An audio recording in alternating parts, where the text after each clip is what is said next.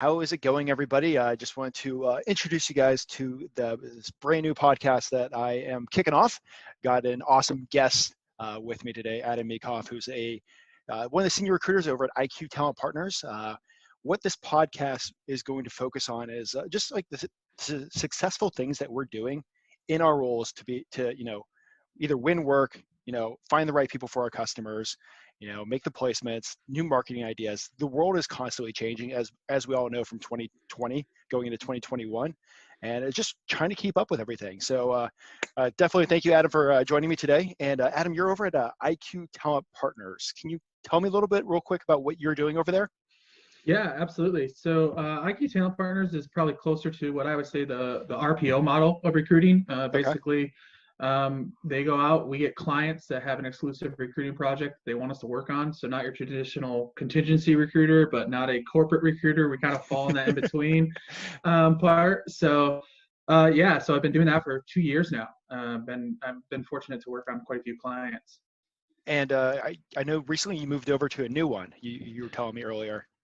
Yeah, I did. I always tell people I get to work on I say it's the craziest, coolest thing I've ever been able to say in my life. I'm a recruiting consultant right now for a company called Meekof. And what they've actually done is they have found a way to grow a fungus, send it through a process, and on the back end of that process, out comes leather. I don't even know what else to say other than that because I am not a scientist. I always joke and say a lot smarter people than I have created this product. And I think I saw in there that recently has raised a Series B. Like it's looking to kind of like take over the fashion industry. So it seems like a really fast-moving organization that you're supporting right now. Yeah, absolutely. So we started a project. I was brought on the project on August 24th, and their goal was to go from 50 employees on August 24th to 100 by the end of the year. Because right. Every recruiter that's watching this, just their eyes perked up like, wait a second, what did they just say? And they're very fortunate. We just closed our series. They just closed their Series B funding, raised $45 million in the biotech space during a pandemic, which is extremely impressive. And then we get to attach our name to some really cool investors, actually, that they like us to talk about. Natalie Portman and John Legend are two of their largest investors. So it's really, I get to say all those cool names now too. That's awesome. So coming up to the end of the year, and tell me about this crazy, trying to get those many people in the door in a short window in this weird world. So all of the yes to that, it's a weird time, but we were very fortunate. They had brought in, when they brought us in, it was someone that had worked with us in the past at a different client, and they brought in as their head of HR, and she was fantastic about making sure that utilizing us to set up a very scalable, repeatable process for all of our interviews, to where us as our recruiting team said, this is what we're going to accomplish, this is how we're going to do it, and hiring managers saying, okay, if you can accomplish that, we're going to follow back up with these steps, and we will actually do it. It was the greatest thing a recruiter has ever said. I will get you feedback in 24 hours, and I actually got feedback in 24 hours. Right? Every recruiter's like, please. So we, as we've recruited, we actually recruited so fast, they started to realize that onboarding, they wanted to make sure it was also a very repeatable, scalable process. So we're not going to reach 100 by the end of the year, but that's almost by design now, because we realize that we've hired so many strategic roles and so many other roles. Now they can look at their organization strategically and say, where can we put these other neat roles in, these other crucial roles?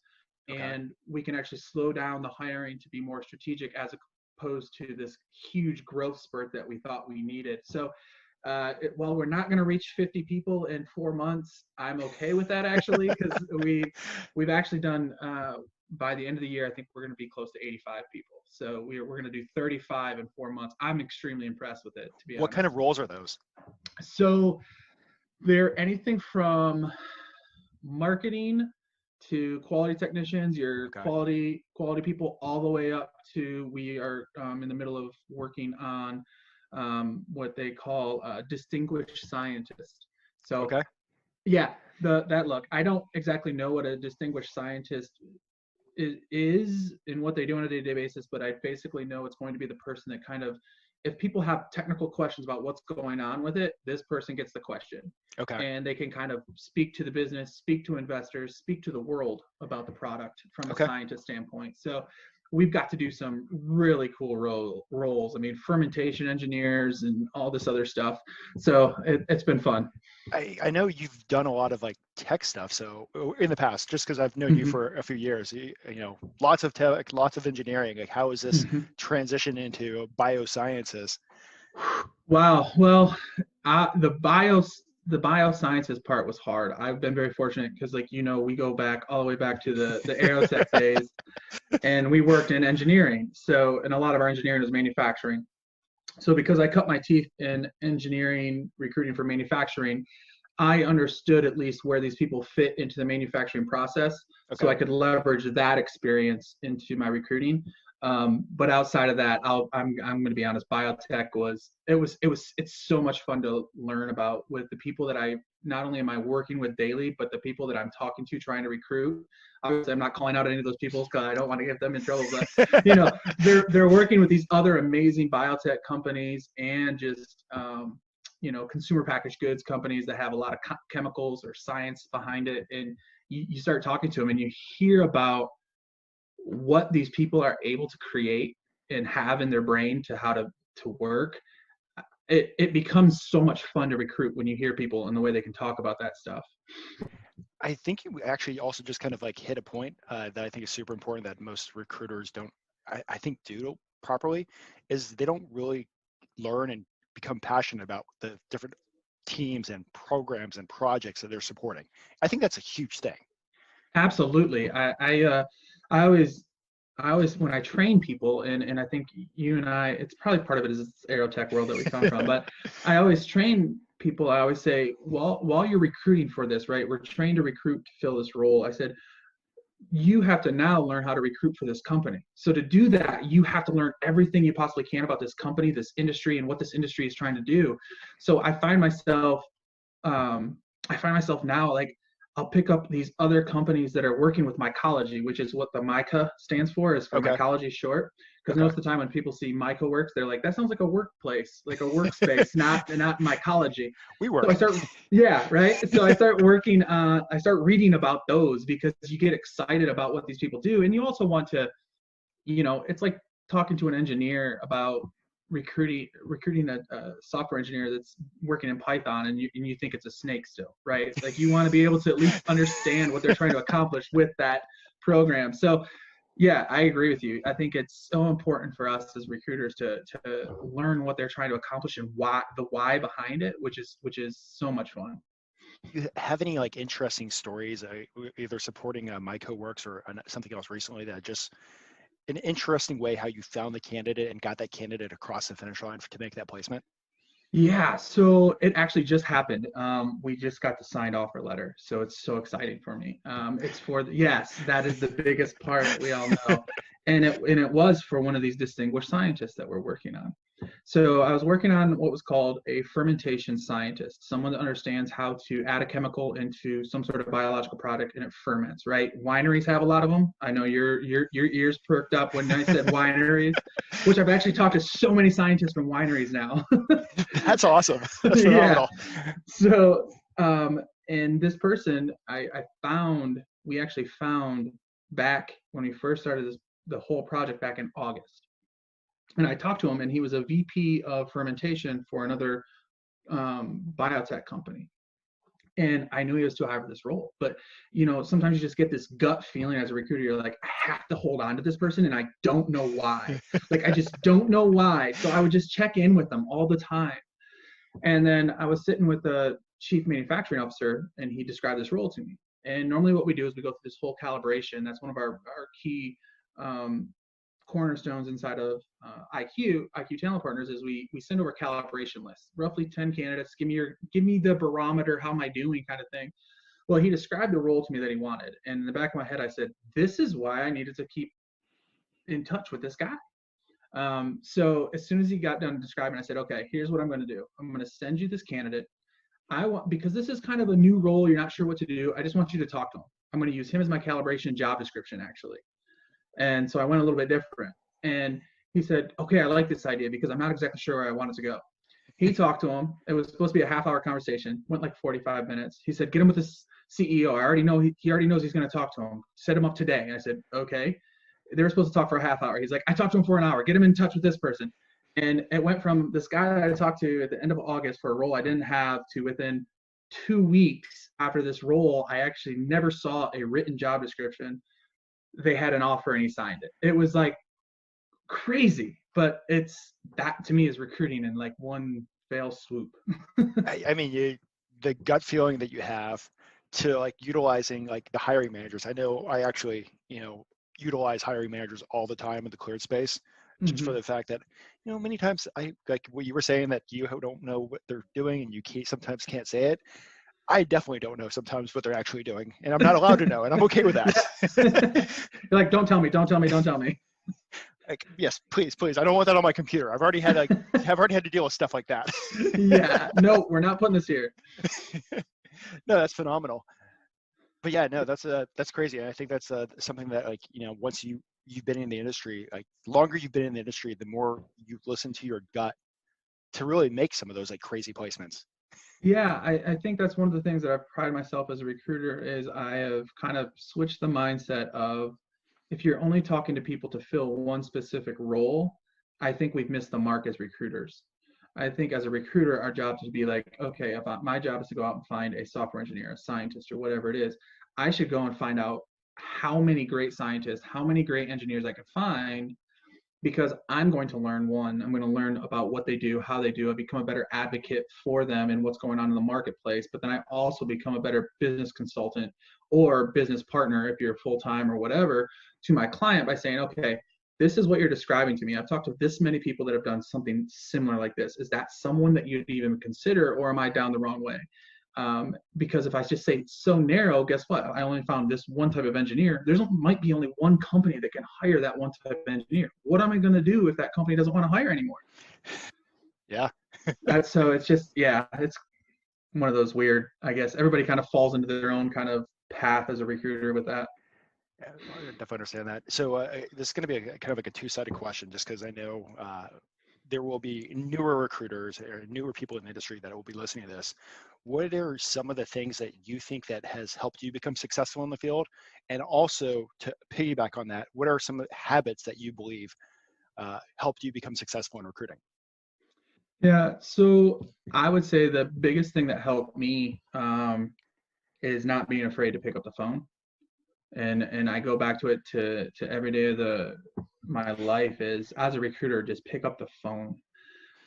We always get so concerned about how we're using technology, and you're going to hear the words, especially new recruiters or even older recruiters have been doing it. They talk about AI and this tool and everything that's going to help you become better. I'm of the mindset that people still get people jobs. The tool is who helps you get to those people and put those tools in their place. And that's how I've been successful. It's what I've said. I've always said my tools are just that. They're just a tool. No one is going to replace me in this relationship that I build with a candidate. I've always joked and I said, I'll ask anybody, tell me the one time that LinkedIn has actually got you a job. And they'll try to say, well, I did get a job because I found the job on LinkedIn. I said, no, that was the tool that got you the job. Who was the person that you spoke to that made you realize that this was the company that you wanted to work for? I don't trust my career with a tool. I don't. I trust it with people and who I talk to. So that would probably be the biggest thing that I've always said. And I still remember first days recruiting, when they tell you, and anybody that's ever worked at Aerotek, this, 75 calls, they give you the call log and they give you a G2 sheet and they say, go. And you're like, wait, what do I even do? And they're like, don't care, pick up the phone. Figure it out. Yeah. They train by not training, right? So I still remember that, and I was terrified. And I still remember one of the people I respect greatly that's still with Allegis, Ayman Hamid. He saw one of my call sheets that was very small, and he said, not acceptable, get on the phone. And he just wrote it on my sheet, and I still remember it. And I was like, all right, well, here we go. Let's pick up the phone. And I picked it up every day as many times as I can, and that's the only way I got better. I think I remember a few nights like leaving the office like 8, 9 o'clock at night, trying to hit my numbers. Yeah, I mean, it was nonstop. 75 phone calls, 75 phone calls, 75 phone calls. And you had to have 25 G2s by the end of the week or something like that. I don't even remember, but it was a lot. And it's one of the things I think, like what you're talking about, picking up the phone. There's less and less recruiters doing that nowadays. Yeah, it's strange. I think that as recruiters, we have so many amazing capabilities with the tools that are around us that we start to rely on them because we see that we're starting to get a little bit of success with them. And I always say that's great, but the greatest thing about technology is that it's technology and it helps you do your job easier and better. It helps you work smarter. But you also have to understand, as a recruiter, your ultimate product is people, and people will never change. Human interaction will never change. It's part of the reason why I actually think, and I'm so excited, one of the good things that are coming out of COVID, I do believe, is that people are starting to understand the importance of mental health and human interaction. Well, that to me is recruiting. It's human interaction. That's how we find out if someone's going to be good for us. It's not through LinkedIn. It's not through the new what Eightfold can do or Connectify or anything like that. Those are fantastic products, but I don't believe that's how people want to get a new job. Yeah, I don't believe it, and I won't. No, that's definitely true. I mean, every job that I've taken, throughout history, it's always been like, what is this mission? What are you going to be supporting? Where are you doing this? And even as a recruiting business now, like I get excited about the different businesses that I support and their missions. And, I've every single person I've ever hired, I've always had a phone conversation with. I can't even think of like hiring somebody with just email or something of that nature. Yeah. And I'm sitting there going like, I couldn't imagine trying to negotiate with a human being about compensation and never picking up the phone and talking to him about it. Like I would actually get nervous thinking about a situation where that might actually happen, because I'd be like, no, I couldn't do it. I want to have a conversation. I want to hear it in their voice. So yeah. No, that's definitely, I think, great advice. And I think that's, great advice going into 2021, and pick up the freaking phone and have the conversation. Yeah, because what's the worst that's going to happen? You find out they're not right for the job. I mean, that's the absolute worst. That might be the best. Find out now. Yes, thank you. Like you don't have to submit them and find out that they're going to ghost on your second interview because you never picked up the phone and built a relationship and would have learned that. I mean, it's funny. I watch it with new recruiters, and I train a lot of recruiters, and I mentor a lot of recruiters at IQ Talent Partners. And it's if their main role is sourcing, I work with them through that and train them through the sourcing part. But if they want to recruit, and that's one of the things they want to do, I was like, okay, well, who are you calling today? And I always get this befuddled look because we do it on a video call, and they're like, what do you mean? I was like, well, who are you calling? Like, quite frankly, I can program a robot, not trying to be mean, to find the people that you need to talk to. Like that's the tools that are being created right now, right? So I need you to be able to find them and talk to them and engage them. So yeah. Well, one last question. It's one of my favorites. What book or have you recently dug into, or what book are you digging into that you think is really making a difference? I am going to be the person that says I probably am the worst about reading books, to be honest. Though there's just one book that I continuously go back to that actually has helped me in so many relationships and actually helps me tremendously in recruiting and building relationships and recruiting. It sounds silly, but it's The 5 Love Languages by Gary Chapman. It's a good book. It's amazing. Like it's a great book. And I mean, I can speak volumes to it about how it helps me and my wife all the time, and actually our kids in understanding the love languages. But I've started to apply the principles of learning what the languages are that my people that I'm training, the people that I'm working with, my customer, my candidates, what are their language? What speaks to them? Like, that's why I always ask them, like, what's the why? Give me the why, and then behind that, and it goes back to those principles, who you are, right? So I have to be honest, that's probably the one book that I continue to go back to. I gotta read more. I'm not gonna lie, I gotta read more, because I'm always reading articles though. Like I'm always reading articles about now it's the biotech space. Like I'm reading nonstop articles about the biotech space. The company that I was recruiting for before, they're called Symphony.com, and they basically do encrypted messaging. They're an encrypted messaging platform for businesses, specifically banks. So like I started finding myself reading about encryption, which is, I don't know why I was reading about encryption, because I didn't understand what they were saying other than my stuff secure, which was even better. Well, I mean, that definitely goes into like you understanding your industry, and like we said earlier, like most recruiters aren't doing that like they should. Yeah, I would agree with that. Yeah. And so I need to read more though. I probably should. The more I think about it. No, but honestly, Five Love Languages is a phenomenal book. I actually, now that you mention it, I was actually looking at it 2 days ago. Like, I need to pick this book up again. It's been a Yeah. while, and Yeah. this is now my like you saying this is like the cue. Like, all right, You're gut like, feeling. you're like prompted. Thank you. Check mark. To-do list. Adding to Audible right now. Which is a fantastic app. I see. That's what I got to do is I got to get more on the Audible app because then I just start listening to these books because there's so many times I'm just sourcing and I could be listening to it while I source. It sometimes takes me like if you want a good laugh, like an hour to read like 10 pages just because squirrel, Yes. a little bit of like Recruiter life. recruiter life. And like Audible has been like my fix for during my runs or if I'm in the car. So Yeah. it's a See, cool app. I've seen where you run. I would be so distracted I couldn't listen to anything. I would just be looking at the scenery of DC the whole time. Like the pictures you post, I'm just blown away. I was like, yeah, I could run there. I could do that. But hey, want to say thank you for participating, and I look forward to people listening to this and people watching this, and just helping them understand the industry better, helping them get better, and helping them become successful in what we do. Absolutely. I think this is such a huge area that needs to be focused on. I think that the recruiting industry has come so far, but I think it's going to continue to be a tipping point for recruiters as we're coming out of COVID, because I do believe the way corporate America works and functions is going to be different from here on out, and recruiters need to adjust to that. The truest words. Well, Adam, thank you very much. Okay. Absolutely. Thank you.